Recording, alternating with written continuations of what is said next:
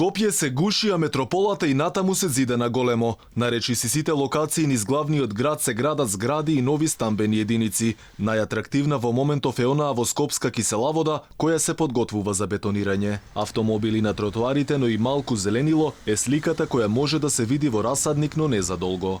Општина Киселавода планира да изгради 100 нови згради, односно 100 нови стамбени единици во расадник на единствениот слободен простор во општината. Тоа е 3 пати повеќе згради од сегашните.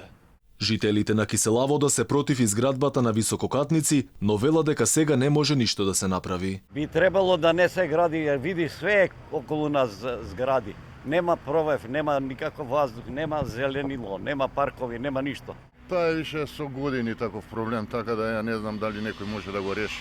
На големо се гради и на местото кај поранешен саем. Тука треба да никна трговски центар и стамбен комплекс, распослани на површина од над 25.000 метри квадратни. Трговски и стамбен комплекс од 420 катници ќе никне веднаш за трговскиот центар Амстор во центарот на Скопје. Заградено и спремно за градба и на местото кај поранешна Алумина, но градоначалникот на Карпош рече дека таму ништо не се градело, зашто земјиштето било спорно. Но дали овде ќе се гради периодов, градоначалникот не кажа. По тоа што јас го знам, инвеститорите таму потенцијални имаат проблем со тој план.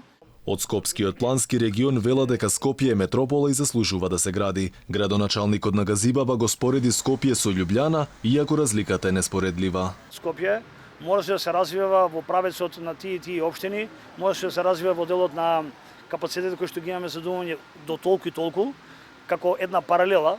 Значи, земете Љубљана, ако сакате 88 или 86 година се 220.000.